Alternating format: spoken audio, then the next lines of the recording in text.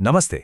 कभी सोचा है कि कुछ कहानियां कैसे किताबों से निकलकर सीधे हमारे दिलो दिमाग पर छा जाती हैं? आज हम बात करेंगे भारतीय सिनेमा और साहित्य के इसी कमाल के रिश्ते के बारे में। मतलब आखिर होता कैसे है ये? कैसे एक पसंदीदा किताब एक ब्लॉकबस्टर फिल्म बन जाती है?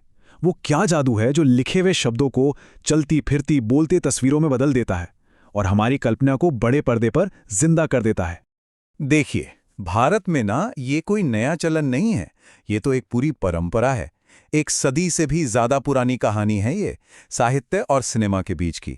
और इसी रिश्ते ने हमें देश की कुछ सबसे यादगार, सबसे आइकॉनिक फिल्में दी हैं। तो चलिए इस सफर की शुरुआत करते हैं एक ऐसी कहानी से जो सिर्फ एक फिल्म नहीं थी, बल्कि एक पूरे देश का आंदोलन बन गई।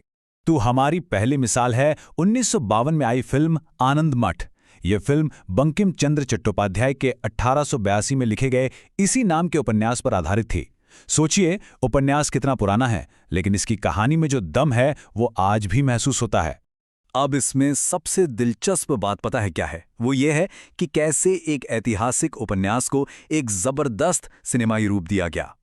डायरेक्टर हेमेन गुप्ता ने 18वीं सदी के सन्यासी विद्रोह की कहानी को इतनी खूबी से बड़े पर्दे पर उतारा कि देखने वाले दंग रह गए। जरा उस दौर की कल्पना कीजिए, 1770 का बंगाल, जो एक भयानक अकाल की चपेट में था। भूख और महामारी ने सब कुछ तबाह कर दिया था।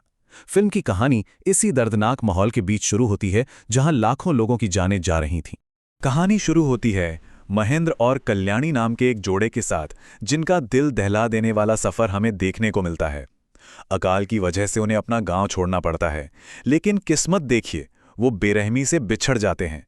एक तरफ कल्याणी अपने बच्चे के साथ बिल्कुल अकेली, बेसहारा भटक रही है, और दूसरी तरफ महेंद्र की मुलाकात होती है उन सन्यासियों से जो अपनी मातृभूमि को बचाने के लिए अंग्रेजों के खिलाफ हथियार उठा चुके हैं। और बस यहीं पर एक आम इंसान का निजी दुख देश की आज़ादी के एक बड़े संघर्ष का हिस्सा बन जाता है। लेकिन शायद इस फिल्म का सबसे बड़ा और सबसे गहरा असर इसके संगीत ने डाला। उपन्यास में लिखा बंकिम चंद्र का गीत वंदे मातरम इस फिल्म के जरिए मानो पूरे देश की आवाज बन गया।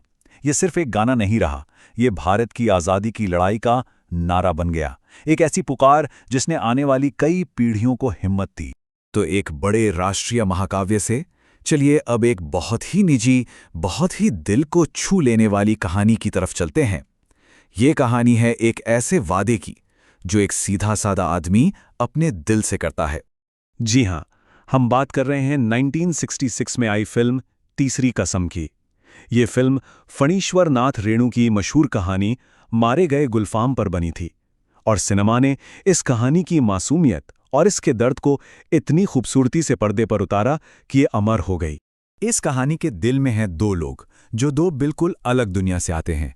एक है हीरामन, एक भोला भाला देहाती बैलगाड़ी वाला, और दूसरी है हीराबाई, नौटंकी में नाचने वाली एक खूबसूरत अदाकारा।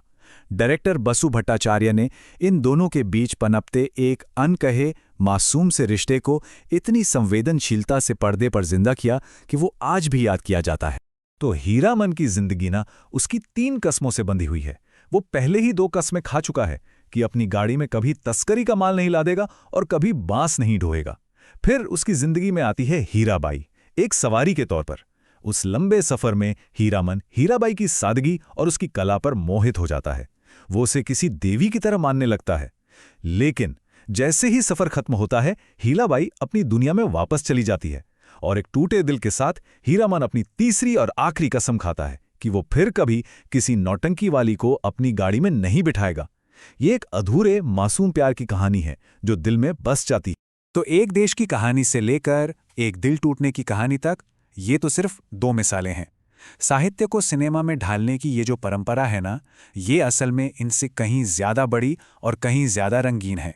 जरा सोचिए देवदास के उस अमर लेकिन दुख भरे प्यार के बारे में, या शतरंज के खिलाड़ी में छिपे उस गहरे राजनीतिक तंज के बारे में। आर.के. नारायण के गाइड ने तो हमें जिंदगी का एक नया फलसफा ही सिखा दिया। ये कुछ ही नाम है, पर ये लिस्ट हमें दिखाती है कि ये परंपरा कितनी गहरी और मजबूत है। इसमें हर तरह की कहानी के लिए, हर तरह के जज्बात के लिए जगह है। और हाँ, ये परंपरा एक बहुत बड़े, बहुत प्रभावशाली उद्योग का हिस्सा है। आपको अंदाजा है, 2017 के आंकड़ों को ही देख लें तो भारतीय फिल्म बाजार की कीमत 156 करोड़ डॉलर थी। ये एक ऐसी इंडस्ट्री है जिसकी पहुंच करोड़ों लोगों तक है, और साहित्य हमेशा से इसकी जान रहा है।